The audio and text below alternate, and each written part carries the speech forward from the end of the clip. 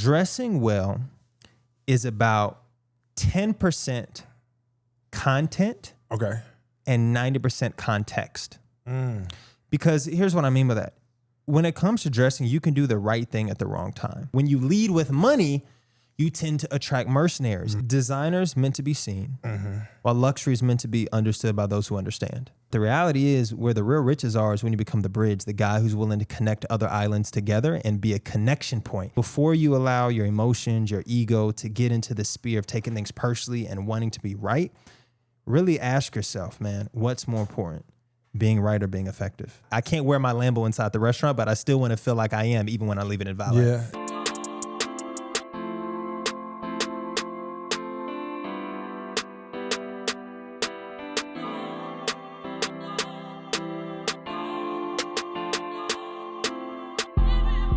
Welcome everybody to another episode of Convos with Bishop, man. And I am so happy because it's a great day to have a great day. And I'm able to have, I guess, a longer conversation with my guy.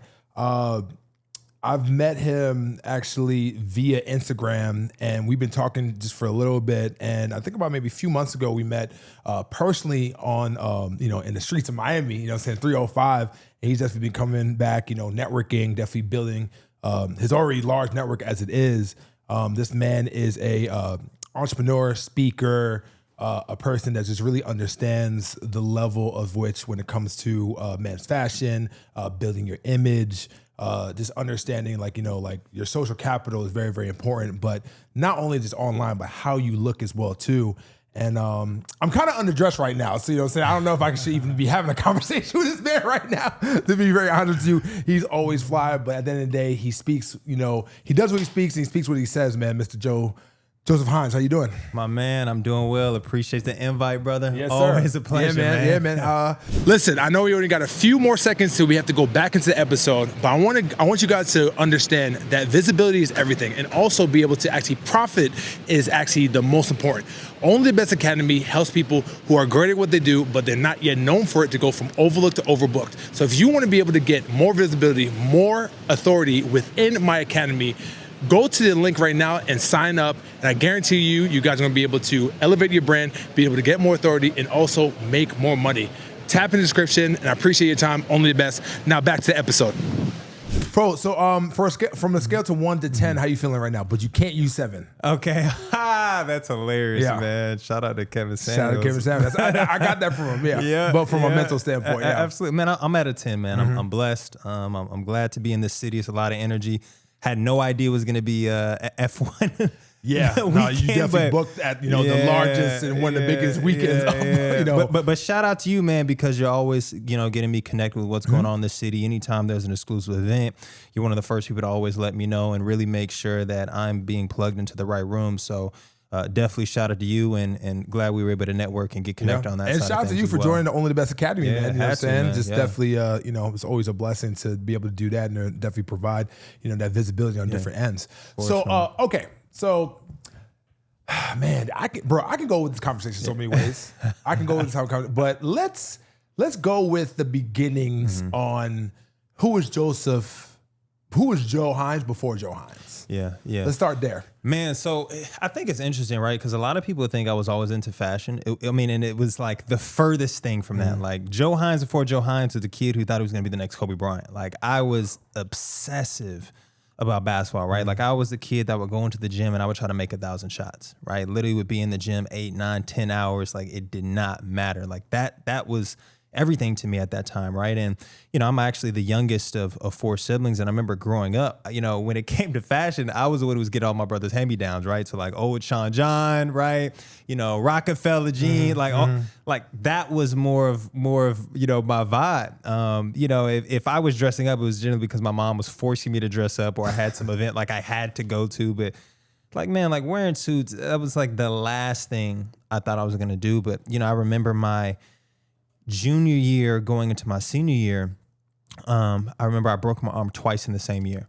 Oh, wow. And the second time I broke it actually was a double fracture, right? And it was about 6 months apart from each other. And where exactly did you? My left arm, right? Okay. Right here. So, I'll never forget too, because the second time I broke it, I remember coming down, my bone came out of my arm. My teammates literally ran out of the gym. Like everybody was going crazy. And I remember walking to the nurse's office by myself, and it was the first time I ever thought about not playing basketball. You know, fast forward, I end up having surgery. And when I wake up from surgery, I realize that I have no feeling at all in my left hand. I asked the doctor what's going on. He says, hey, man, you have nerve damage. And I don't know how much you know about nerve damage, but they can't tell you. I know a lot about nerve damage. Yeah, they can't tell you if it's going to come back. Yeah. So, you know, that was a really big season for me because I had a lot of college camps lined up. That was a big AAU season for me. But now, you know, I can't. I have to nurse myself back to health. So I end up playing that senior season literally with one hand because I still didn't have feeling yet that it came back to my left hand. So, you know, I remember we had block schedule, and there was one particular time where I was going to the gym to do my training. I picked up the basketball, and it was one of the first times ever that I felt like work. And it was at that time that I knew, I was like, man, I don't think I want to do this anymore. So luckily, you know, I had a lot of college visits lined up because I did well from an academic standpoint. So I was able to get Hope Scholarship. And I remember I had went to a school called Georgia Southern University. You know, I'm touring the school, and a guy by the name of Adam Hazlip, he comes up to me and he says, hey, man, look, you know, we're having a program. It's called Pathways for Success. It's for, you know, incoming freshmen. We're only selecting 30 in this class. Would you be interested in applying? And look, at the time, like I wasn't some, you know, involved kid, right? Like I wasn't on SGA. I wasn't on mock trial. Like I was a hooper, bro. But I had all this extra energy. I didn't know where to place it. I didn't know what that next step in life looked like for me. So I said, you know, what the heck? Sure, I'll apply. About a month goes by. I get an email basically saying I was accepted. And when I was accepted into that program, they had all of us come to school about a week early to pair us with mentors.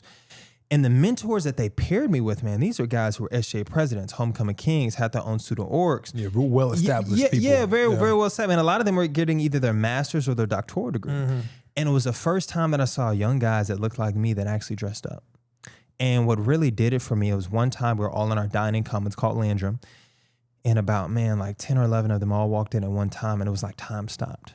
Right, like the lunch lady stopped serving chicken, the girl stopped talking at the table. And at that moment, I became fascinated about what caused the room to shift to them, right? What caused that response just based on what they were wearing. And that was when I was 18 years old, and, you know, I'm a decade plus in, and, you know, that's how I got into this space, man. Yeah. Do you think that the saying is true where there's no such thing as being overdressed? So, you know what? I actually don't think that's true. Really? Yep. And I'll tell you why. Dressing well is about 10% content and 90% context. Because here's what I mean by that. When it comes to dressing, you can do the right thing at the wrong time. So imagine if somebody is at a pool party in Miami at Strawberry Moon and they are in a full suit and a turtleneck. I don't care how well dressed they are. People are going to look like you are out of your mind, right? I don't care how fire the fit is. It's like, bro, this isn't the right timing for this. That's true. And I think a lot of dressing, it has to know with knowing when and where to wear certain outfits. So like even like, for instance, like today, it's like I didn't wear a suit on purpose, right? I wanted to wear something obviously that was still fly, but a little bit more casual because like I understand, you know, the environment and the place that I'm setting into. And that to me is such a under talked about thing when it comes to dressing. And even a lot of times what I talk about with my clients, because like if a guy's not in a super stiff industry like finance, I'm not always going to style him in a full suit with a tie. Got it. That may not make sense for the areas that he's operating in. So I do think there are times where you can be overdressed depending on the environment, and you have to just know what makes sense for the environment you're at. Now, you know, let's just get right into it. Yeah. So when it comes to working with Jay Hines, what exactly does that look like? I want like the A to Z, you know, the different levels. If I'm a person that, you know, has some bread, maybe not has some bread, maybe I'm not necessarily the client for you. Like me stepping into your world, what does that look like? Yeah, man. So, I mean, primarily I typically work with high performing executives and entrepreneurs from all walks of life. But the first thing before we can work with each other is, you know, it's like when you go to the doctor, you have to, you know, I have to be able to diagnose kind of why you're there and what's going on. So there's a series of questions and assessment that I always have with any client prior to working with them, right? So I'm really learning, hey, like, what do you do? Where do you currently visit? What are you trying to communicate into the spaces that you're currently going in? And what do you feel are the current gaps, right? once I'm able to understand generally those 4 questions, then we're able to create a game plan for that client based on what he's looking to currently do. Now, most of the clients I work with are guys that are looking to do wardrobe revamps. Now, I'm not necessarily the guy where like if you're just looking to get one piece, I'm typically not that guy because you can't really have a transformation in a wardrobe with only one piece.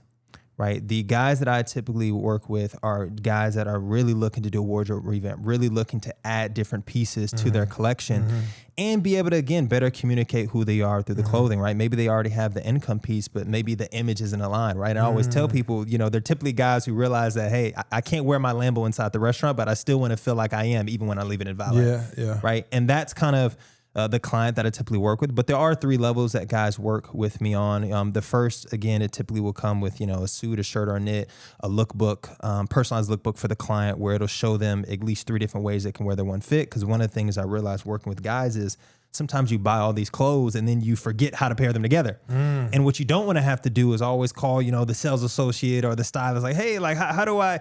So I make it really easy, man. I create a digitized lookbook of the client showing them exactly how they wear their pieces. It comes with fragrance recommendations, shoe recommendations, tops that they can be able to wear the pieces with. So they'll get all that. But that's kind of like the first level. Second level, typically, obviously, it comes with a little bit more. It comes with more pieces where I show them at least 10 to 15 different looks that they can be able to pair. And then the third typically will give a guy about 40 to 50 different looks that he can be able to put together. So it really just depends on the client, what they're looking for, you know, when it comes to working with me. So when it comes to certain fashion tips or certain fashion ways, I guess taking the necessary steps to be able to push that boundary as far as like getting out of their comfort zone, is it dependent on the type of client it is? Or like, how do you like, because you don't want to be, because the thing I like about you, bro, is that you're not regular. Like you're just, you have certain spots where it's like, you can kind of mend in, but you also have things where you hit people.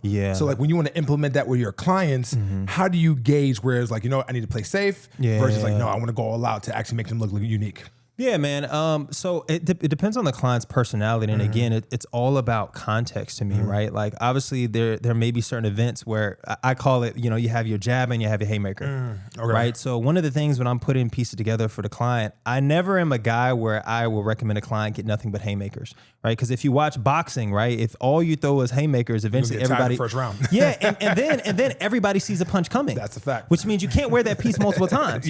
Right? But great boxers, they have what's called a jab. And the reason the jab's effective because you can throw it out. It's easy to use. It's low effort. And those are the pieces to me that are like foundational to the closet, right? You can wear them multiple times. They're not noticeable to the eye. Now, it doesn't mean all you do is do a jab, right? Because like people do want to see people get knocked out. Let's be clear. Yeah, that's a fact. Right? So we do have to have some haymakers, but like let's set it up behind a jab. And then when it's time to have those events or those big events, like, you know, your F1 hangar jet party. We about to be activated. Suited and booted tomorrow. Super active, right? Those are the times where you want to knock people out. And that's kind of what I implement for clients. But I think the biggest thing too, and especially, I mean, that's why I even love AI, is what I've been doing a lot even with clients now is I'll create a character persona for them, right? So, you know, after I talk with the client, I'm usually able to kind of put them into buckets. Some guys might be more of like, you know, your Michael B. Jordan type where they want to be a little bit more casual, you know, more of like an upscale, casual type of vibe. And then what I'll do is I'll curate them a personalized kind of AI lookbook of the direction that I think makes sense for them so they can see it. Because for a lot of guys, especially high performers, the biggest issue is, man, they can't see it, right? And if you can't see your destination, you'll never arrive at it, right? So the biggest thing for, I think, a lot of guys, especially when they have that income and that money piece, is even getting them to be able to visualize themselves dressing different. The mindset is everything. Or look at it, because a lot of those guys, when they can't see it, bro, they're not going to move towards it. And it's like with anything, right? If your client can't see their dream outcome, if they're confused, right, they're not going to make a decision, and they're going to continue to do the same thing that they've always done. Yeah, and I think that when it comes to being, you know, that expert, is obviously do's is also major don'ts as well too. So I want to get into this, right? So when it comes to having suits, right? I grew up in a very, very traditional household where when you wear your suits, it is a cardinal sin to wear suits with sneakers. Okay. Now we in 2026, like is that a thing with you that's kind of taboo? Like, where's the line? Because it looks great, but just because it looks great doesn't mean that you should do it. Yeah, so man, I think people are really surprised, right? Because like I have times where like I'm super dogmatic with my views, but people would be surprised. I'm actually fairly like flexible when it comes to certain things. Again, to answer your question on the suits and sneakers, it depends. Okay. And here's what I mean by that. Most of the time, the major issue I see when it comes to people wearing sneakers and suits are two things. Number one, they don't have the right sneaker profile. So like a great example is you'll have a guy who'll wear like a Balenciaga, like a super clunky sneaker with like a fitted trouser. And from a proportion standpoint, that just doesn't look good. Right? So like, first of all, if ever you're doing a suit and sneaker, you need to do something like a Zegna triple stitch, right? More of a classic sneaker silhouette, or like an Adidas Stan Smith, like just that classic sneaker, a little bit more fitted to the toe. That's like number one. Second thing is it entirely depends on the styling of the suit. So yeah, if you're doing like more of a corporate suit, yeah, you don't want to do a sneaker with that. But if you're doing, let's say, a drawstring suit with a drier fabric, right? And by dry fabric, think of like a denim, right? Something that has a little bit more texture, something that is inherently more casual, and you make it a drawstring, so it already looks like a jogger. Yeah, you absolutely could do like a sneaker with that style of suit because it makes sense from a styling profile perspective. Got it. And that's the thing I think guys have to connect. It's not necessarily that you can never do a suit with a sneaker. It's just that most guys that do the suit with the sneaker don't have an understanding from a context perspective of how to actually execute it the right way. Right? It's like people that say, you should never, do options in the stock market. It's too risky. I mean, it depends. Risky to who? Because a lot of people that make money, right? Yeah, facts, or people say, you depends who you are. Yeah, it depends who you are, right? You should never do real estate, or rent out your home, man. The tenants are horrible. They're gonna squat. Depends who you are. Yeah. Right? And scared money don't make no money at the end of the day. So you're gonna have to be able to take those chances regardless. Exactly. Yeah. Exactly. Yeah.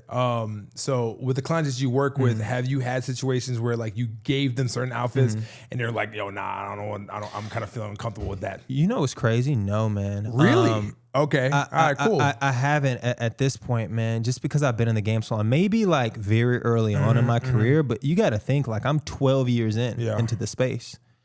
Right. So it's like I've literally, you talk about Malcolm Gladwell and, how many hours it takes, but I've done over 1,000 clients, man. So I've seen so many different styles. And also because I spend so much time up front diagnosing with the client what they want, it's by the time I get to their final piece, it's not going to be something that they don't like because there's already been so many things we've discussed prior. Yeah. Right. To come to an agreement on. So that final piece is really in line with kind of the direction that, we both were kind of able to decide on. So, luckily I haven't had a situation where a guy got in and was like, nah, I hate it. Like, they trust you. Yeah. Especially exactly. when you spend that much time with them, you build that rapport, you build that trust with them regardless, Yeah. And part of it too is like, I'm one of those people to where, you can read about, karate all day, right? Until you get kicked. Yeah. Right. So I'm one of those people where like, I'm constantly staying in the fight. Like I'm constantly investing in my personal pieces, right? I'm constantly investing into different styles. So that's why I think it makes it a little bit easier for me to relate to clients and understand what to wear in certain environments because hey, look, I make pieces for when I'm, at Sexy Fish or if I'm at Strawberry Moon or if I'm going to Little Hen or, if I'm like, I make pieces for all of these different environments and pieces of my lifestyle. So when it comes to a client who, is going to a particular place, I have an understanding of what that place calls for. Yeah. Because I personally have been able to do these different styles to understand what that range looks like. And that's, I think, another missing thing in the menswear piece is you find a lot of people that only have maybe one aspect to the game, right? You think about basketball, you might have like people who are 3-point specialists, right? Only can do suit and tie. Yeah. Or maybe you have guys who like are good taken to the rack, which that might be like more like casual suiting. Yeah. Or maybe you have guys that are like, good 3-and-D players, and that might be their only look good in like resort wear, right? But there's not a lot of guys who really look to specialize in all the different aspects of menswear and the range that menswear have. Because there's so much range. It's not just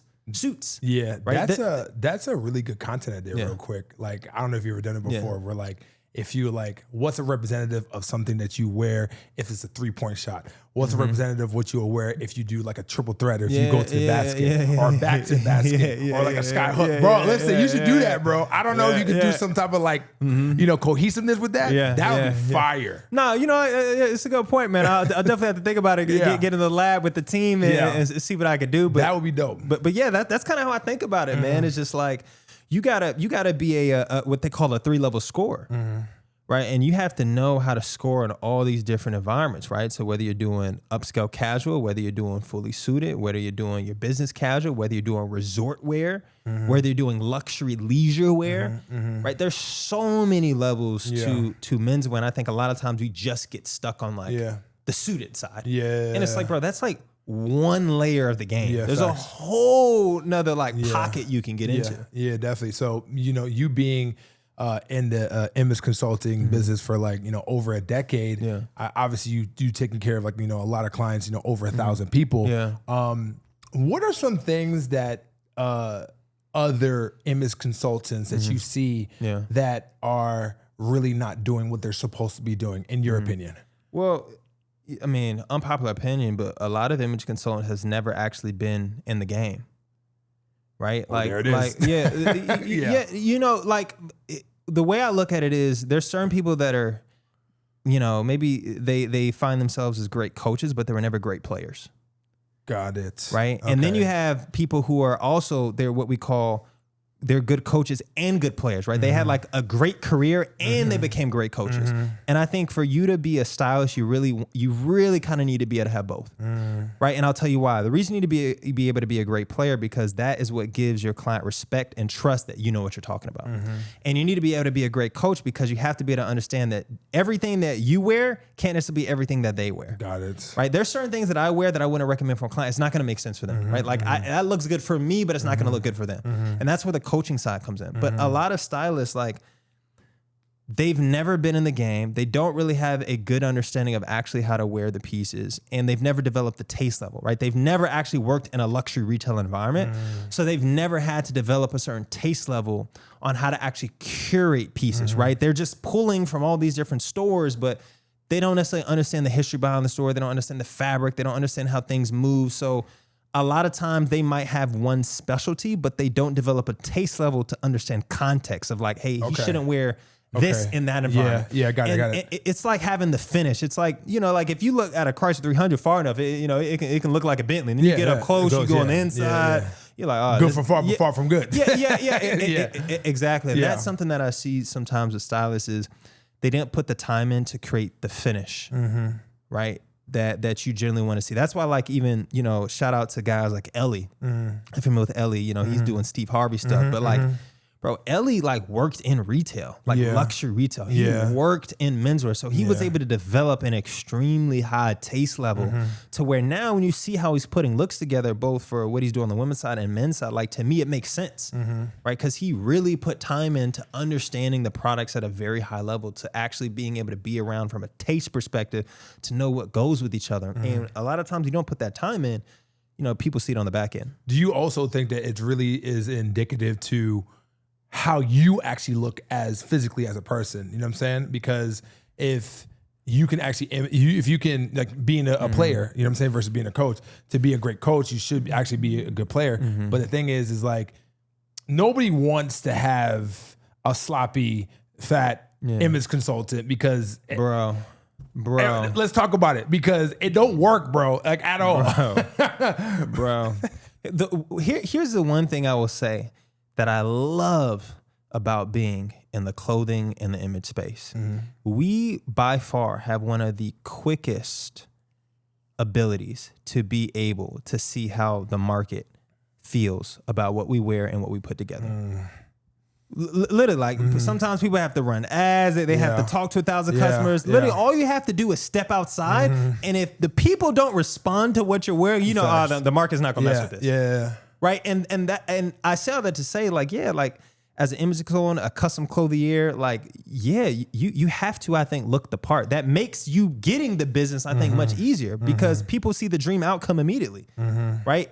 Like, you don't have to give them the guarantee. You are the guarantee. Yeah, facts. So it makes it a lot easier on the back end from a trust perspective because people aren't wondering like, oh, can you do this for me? Oh yeah, he looks like that, so he can make me look like it. Especially because it's, clothing is a tangible good. Yeah. Right? It's not something that's like esoteric, like, hey, I'm gonna help you make 20,000 in your business. It's like, no, I'm gonna give you these pieces. These are real pieces. I'm wearing them, so I can produce them. So you have to. Even I think from a fitness perspective, it's very important. From a grooming perspective, it's very important. And, obviously from the fit perspective. So the better a player you are, to me, it makes it easier to transition to being a coach. And also what makes you very unique, I think, is that you are also, a model as well. Yeah. You know what I'm saying? Because you also showcase like your fits as far as like, with your content and everything. And there's a lot of people that don't really do that. Like, I think with you, like you sport it, you know how to model it, you know how to actually be creative and like really kind of showcase and, have that swag, if that makes sense,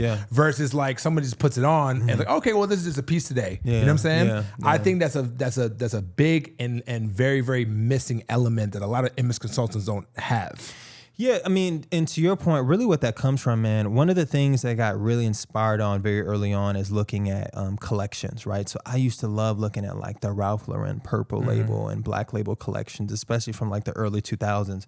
And one of the things that I really always loved about Ralph, and they did such a phenomenal job on this, and this is like my biggest gripe, even with Tom Ford and some of these other companies, is they knew how to connect the clothing to the environment. Got it. So like if you were looking at, Ralph Heritage, right? They'd have you in the countryside. Like, so you could literally envision yourself in the pieces, right? Like they would create these beautiful sets to where it was a very good congruency between what you were seeing, the environment, and what the person was wearing. And I was able to take that into what I do now with my pieces, right? So now whenever I'm, modeling or doing a video, I'm always thinking of, okay, how can I create an environment and a space to where a person can transport themselves into that and be able to envision themselves in that very exact same space, wearing what I'm wearing, versus just, I'm in my house and I'm like, hey, here's a get ready with me. Because it's like, I think that works at a small scale, but like, bro, if you're charging higher price points with people that, are wealthy, you gotta take it to another level. You like that's not, you know what I mean? You gotta paint the picture for them, right? And that's something I was always like really, really big on, even very early on when I started making content in like 2013, 2014, 2015, is connecting those two dots. And also to kind of add to that, where it really shows in your work, my man, is that you don't take any fucking shortcuts. And one of the biggest reels I think you've ever done that I love is that when you went ham on people that wear bullshit, like very inexpensive suits to like suits that you should actually wear to be able to feel good and actually exemplify yourself. Like, I mean, I think we're in a stage right now, and I'm very, very ignorant when it comes to like, fashion. But just looking from the outside in, there's a lot of cookie cutter, a lot of microwaving styles that it may work now, but it won't work in the future. It may work on like maybe like a high-end event as far as maybe you want to go to on a Saturday, but that shit ain't gonna work with F1. It's not gonna work with Art Basel, Swim Week. It's not gonna work with New York fashion. So if I'm a person that wants to invest, but they don't really have the capital, should I wait to actually get the capital to really go all in, to actually get the quality suits and the fabrics? Or do I just play the short game and try to like, like what does a person like that, what do I do? Honestly, I would recommend you wait, bro, because all that's going to happen is you continue to play the short game, is you're going to continue to recycle and get new pieces. So you end up spending way more in the long run because you're not getting pieces that are sticking. Like it was actually crazy, bro. I was doing season switch in my closet the other day. So I was taking out all my fall winter pieces and bringing in my spring summer. And it was so crazy because, I was going on my storage and I was looking at some of the items and I realized, I'm like, holy crap, like I've had this for 7 years. I've had this piece for 6 years. I've had this shoe almost 10 years. Bro, a shoe. I've literally been rocking. Like, bro, I got this one boot, bro. I've been wearing that boot for almost a decade, right? And literally I was like, okay, it's time to take it to the cobbler because I need to get it resold again. But I was like, man, it was just a testament to me of what happens when you invest in great pieces, right? Pieces that, you know, give you longevity, pieces that are going to age gracefully and well with you. And I think to your point, you know, if you play the short game, you're not going to have that. You know, you're going to have the pieces you get from Zara, the soles falling out after 6 months, 8 months, and you got to get another piece. So it's like, bro, stay down until you can invest in some great pieces that can really be able to grow and stay with you. Because I promise you, those pieces, they're going to pay dividends. What are some fashion trends? And also, what are some, I guess, companies where it's like, all right, brother, it's time to hang it up? Okay, so fashion trend. One of the fashion trends I'm actually not mad at is the flare, the stacked trouser. Okay. But here's like this. Yeah, but like here's the thing that you have to know. Okay. You have to know how to wear it because again, I see a lot of people doing like the flare or even like the baggy trousers, and they try to do it in like a formal way, and that is really more of a casual style. Got it. It's like if you're gonna do that look, you need to make sure that you're doing it casually. Don't try to do that look formally because it doesn't go. Yeah, it just doesn't hit the same, man. In terms of companies, that's interesting. Or companies, let's just say this, companies that can actually that should be doing better. Like, yo, bro, like Balenciaga, they needed to turn up. Yeah. I mean, that's definitely one. To your point, I think Balenciaga definitely could do better. Just making more tasteful pieces. I mean, anything that just has too many logos to me is just like. It's doing a lot, you know, like the days of like Versace and like Versace. First of all, bro, Versace's cooked now, bro. I think so. Versace I think it's over with. Is cooked, bro. Like it's just too much. It's too loud. You know what I mean? Which, like, don't get me wrong. Again, there's times, you know, to bring the haymaker out, but like that ain't. I don't know what that is. Yeah, you know what I mean. It's just too much. Yeah, the patterns I think is just way too much on like shirts, especially with the silk shirts and everything. Especially if you're a bigger guy, because the bigger you are, the bigger the pattern. Like, what? I think the bigger you are, the less patterns you need to have. In my personal opinion. Yeah. I bring attention as it is. I'm 6'11", 350. You know what I'm saying, bro? And just so I know, this man is a true 6'11". This ain't like an NBA. They're wearing shoes. This man, I'm like, God damn, I feel about 5'8" right now. That's crazy. Yeah. No, I mean, I think, you know, since we're already here, this sounds like it's a different approach for bigger people on how they dress versus like shorter people, right? Yeah. No, 100%. I mean, to your point, right? Like, the bigger you are, the more fabric that's going to need to be used. So to your point, like if I'm dressing somebody that is a little bit larger, we probably are going to want to do as many patterns, right? Like I'm not going to probably do the full window pane suit because it's just kind of like, ooh, that, you know, that's a lot of window pane, right? You know what I mean?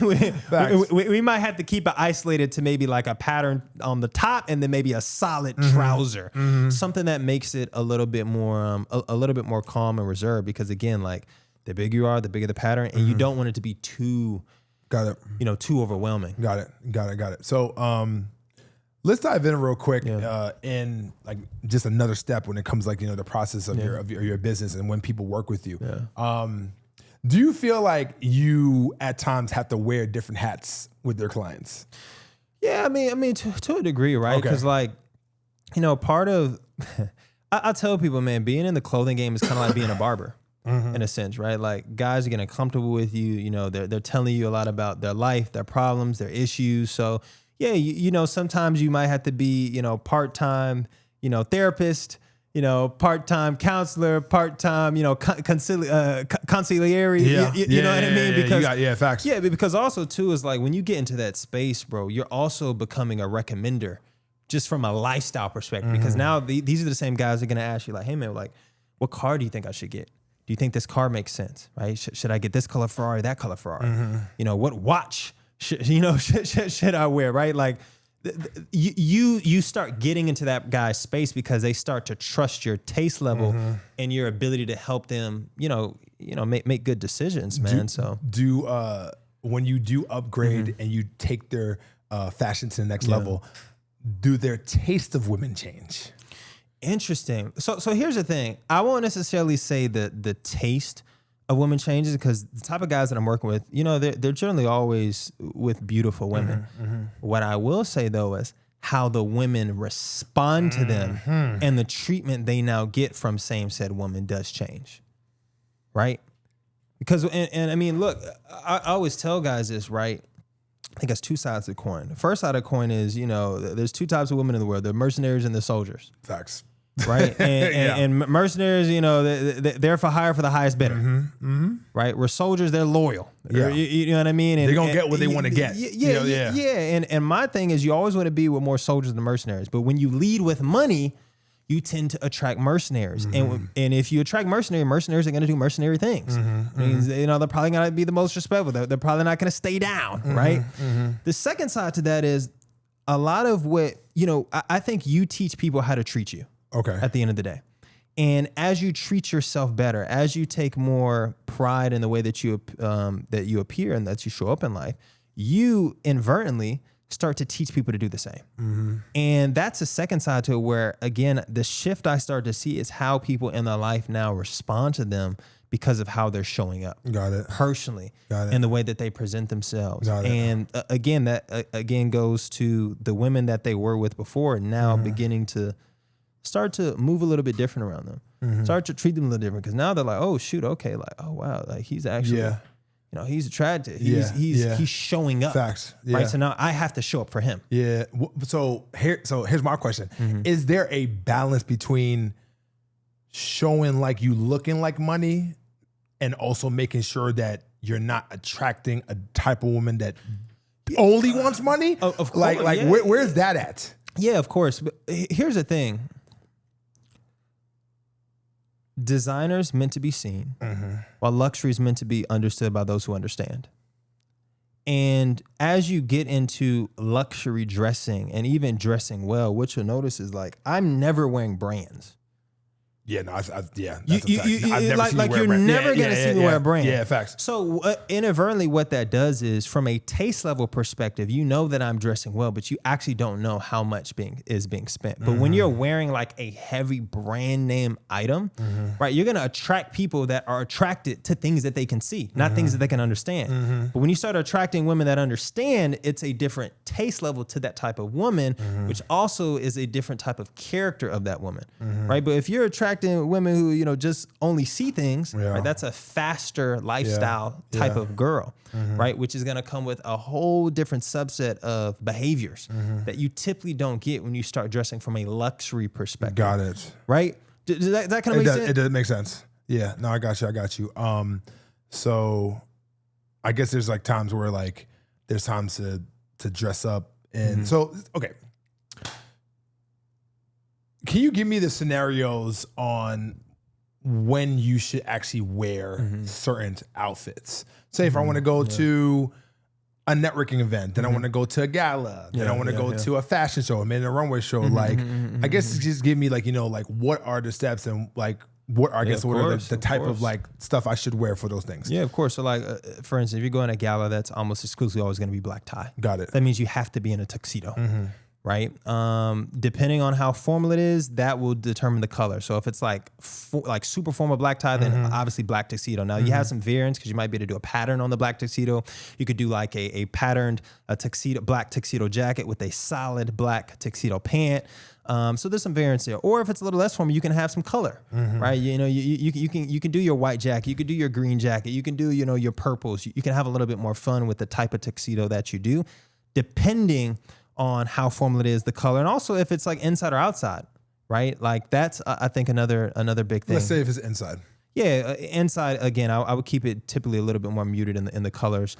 Now, let's say you're going to a networking event. The question I would ask is, okay, well, how formal is a networking event? If it's JP Morgan Finance, and I might do a full suit and tie. Okay. If it's a little bit more casual, like let's say real estate, right? A real estate networking event, then I'll probably do, more business casual, sports coat trouser, or a full suit, but no tie, 1 to 2 buttons unbuttoned on the shirt. Got it. Right? Something that makes a little bit more sense. Obviously, from a color perspective, it depends. You can do something that's a little bit more fun, or you can do something that's a little bit more muted. I usually leave that to the guy's personality. If I notice that he's a little bit more of a fun guy, then of course you might do a piece that's a little bit more fun, but still professional, but also still inviting, because it is a networking event. So you want something that isn't too stiff, that's a little bit more inviting. If you're going to, let's say, a fashion show event, then obviously that's something where you're going to want to be a little bit more loud. Yeah. So that's when we're really doing the haymaker. Yeah, that's when we're doing the haymaker, right? Like we're really going to do something that's more of an interesting, shock and awe piece that makes sense within the context of the guy's personality that he feels extremely confident in wearing.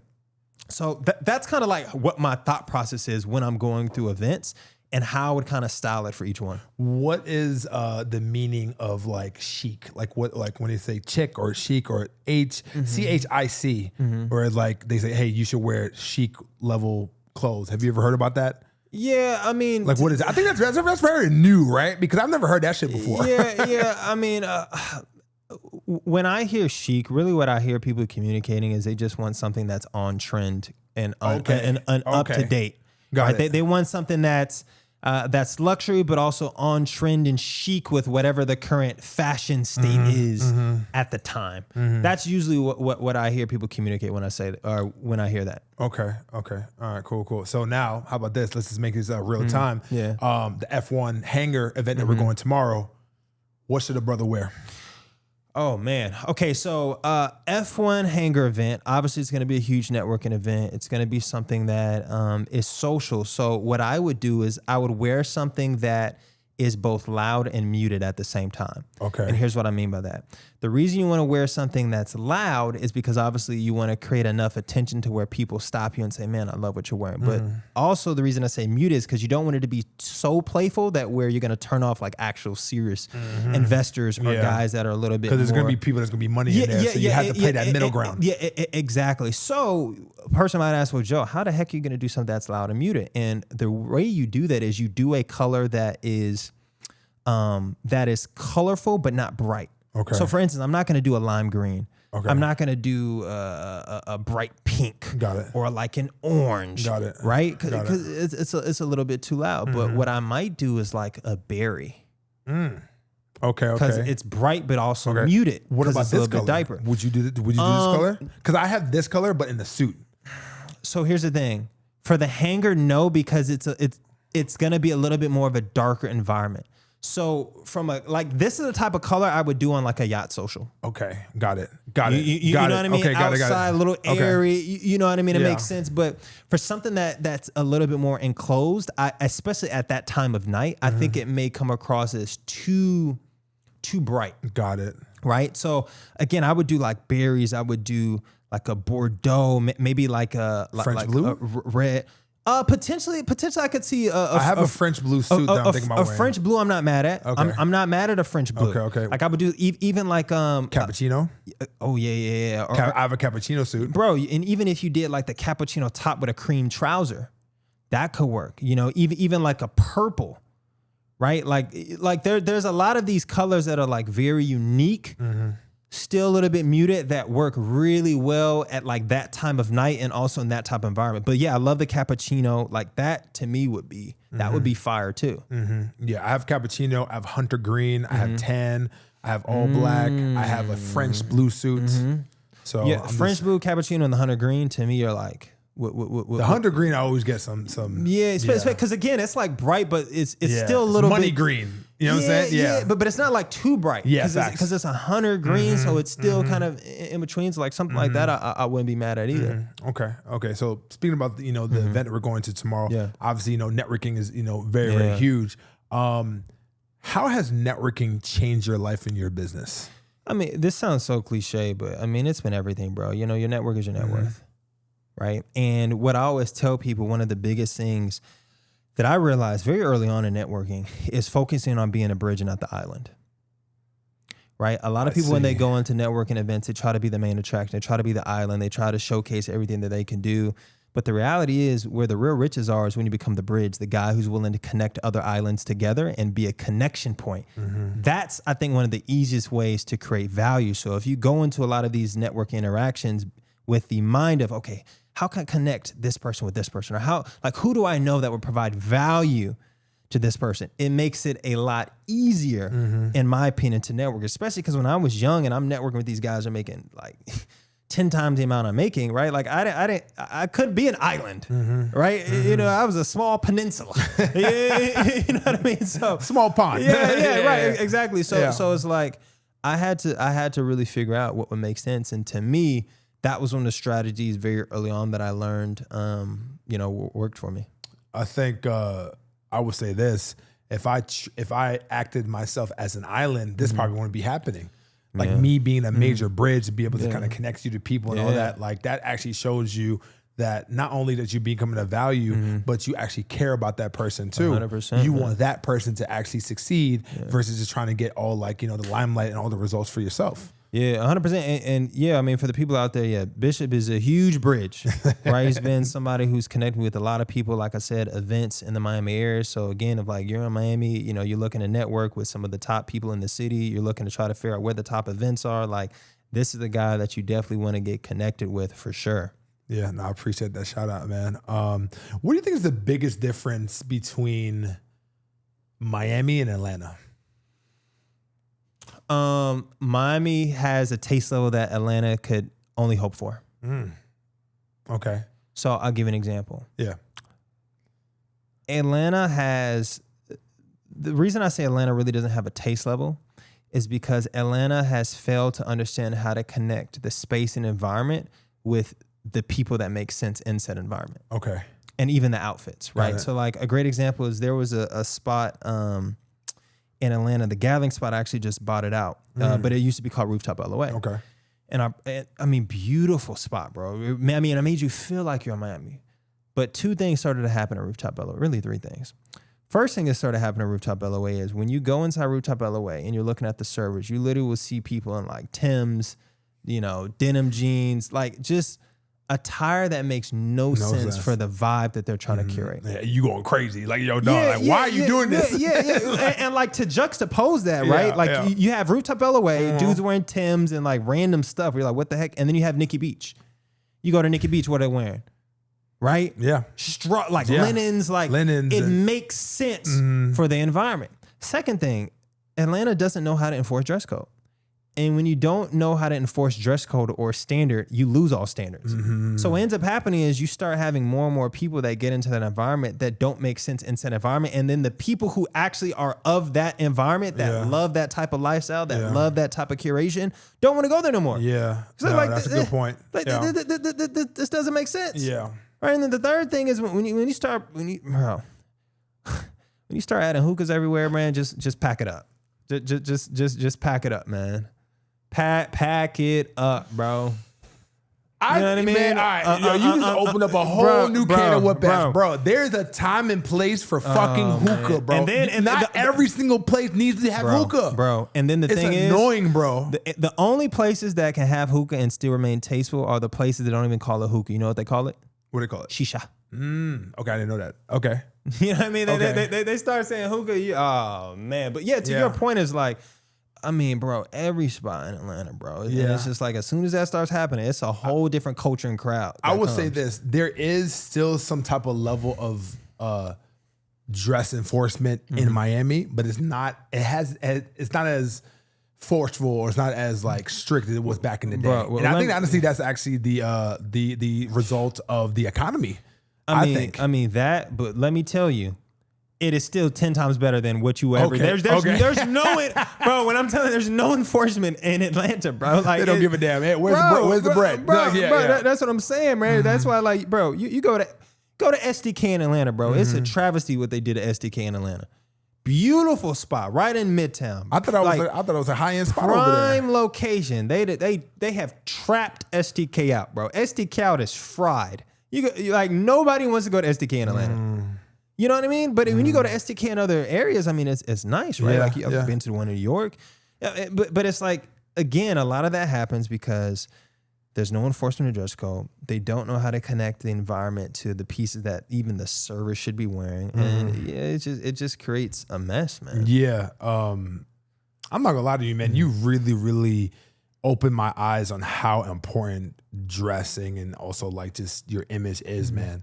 Especially for me being 6'11", you know what I'm saying? Like I can't hide. So I gotta be somewhat presentable. You know what I'm saying? I can't be out here looking crazy because it's like, you know what I'm saying? I'm already, people got eyes on me already, if that makes sense. You know what I'm saying? So just being able to dress up and be able to actually show myself and just have you as an example, man. Like I really, really, really do appreciate that. Being in the game for over a decade, right? It seems to me that, and I mean, correct me if I'm wrong, you definitely conquered most, if not all, the different avenues and the pockets when it comes to image consulting. Yeah. What's next for you? Man, so honestly, I think it's two things, and we kind of talked briefly about this. I think the first thing is really becoming a staple in the space, right? Like I feel like I've worked with a lot of people, I've done a lot of great work, but now it's actually pushing myself out and becoming a staple, like the go-to guy. So like if you're an executive, if you're an entrepreneur, you're looking to do a wardrobe revamp, you're looking to maybe sell your company, go public, and you need to revamp your image to where there's alignment with your level of performance and your perception, I want to be the first guy people think about. And then the second thing I think for me is really getting more into the speaking aspect, right? Like I'm always doing speaking occasions, but really pushing that side. You know, I recently just did something for not Clark Atlanta, with Morris Brown. And like, I want to get more into that, like even doing different, you know, FYE classes from like the college perspective and really even giving back from that standpoint and making college kids and kids that are coming up understand the importance of image as they're going out into the world. So I think those are going to be the two things is like, there's the speaking aspect and really becoming more of a staple in the space, right? Because like when you think about sales, you might think Jerry Minor, you might think Andy Elliott, you know, there's these people that immediately come to mind. I want to be able to form that for myself when you think about image curation, when you think about, you know, wardrobe, you know, revamping the wardrobe. Like I want to be first in mind for high performers when they think about that. Yeah, no, definitely. There's also a couple of opportunities too that we can definitely talk about. I just partnered up with this guy that's actually access to Harvard to have like Harvard speaking engagement, so things like that. So we'll definitely see. Man, Jay Hines, man, I really appreciate this, man. This has been fire. So I got one last question for you. I'm gonna challenge you, okay? So God forbid you get called to glory tomorrow. You die tomorrow, and this is your last podcast. And then with this last podcast, before this, you have all of your content. You have everything erased for the rest of your life. What will be your one message that you want your audience to get from this podcast before you die? Oh, wow. I know it's a tough one. Man, the one message that they will get from this particular podcast. Yeah, just in general, like, you know what I'm saying? Like, you know, you about to get called to glory. This is one message I want everybody to resonate with. Man.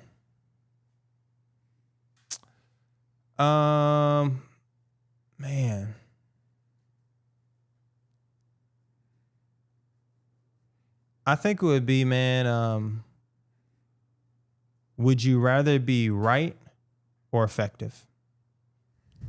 And what I mean by that is so many times in life, we want to be right. We want to say, hey, it shouldn't matter how I dress. It shouldn't matter how I show up. It shouldn't matter about, you know, me being in shape. It shouldn't matter about XYZ. You know, my job should just accept me as I am. I shouldn't have to develop these skills. But at the end of the day, I think when you focus so much on being right, you lose the fact that that may not be what's effective. And if you always focus on being right, you may not focus on actually developing the skills that make you effective, whether it be in life or even when it comes to image and dressing. So I would say before you allow your emotions, your ego to get into the sphere of taking things personally and wanting to be right, really ask yourself, man, what's more important, being right or being effective? Yeah, kind of like with marriage. Do you want to be right or do you want to be married? Oh, yeah. Bro. Like, you know what I'm saying? It goes hand in hand. It really does. Man, Jay, I appreciate your time, sir. Appreciate Thank you you, so brother. much, man. All day. If look into the camera and have your shameless plugs where people can find you. Yeah. And we'll wrap up. So look, you guys can find me on social media and Instagram at Mr.Jhines, Jhines. And look, if you're a high performer, whether you're an executive, entrepreneur, etc., and look, you know, it's hard. You might not have the vision of what that next level is going to look like for you. I want to give you a free gift. If you go to my Instagram, you go to the link in the bio, I will send you a free personalized AI lookbook of what that next level could look like for you, absolutely for free. It takes about 30 seconds. So again, find my Instagram, Mr.J.Hines, grab your free lookbook below. And if you like what we curated for you, book an appointment and look forward to seeing you on the other side. And we'll put that link in the description and on YouTube as well. Cool. My man. Thank you for your time, man. Appreciate you, bro. Only the best, guys.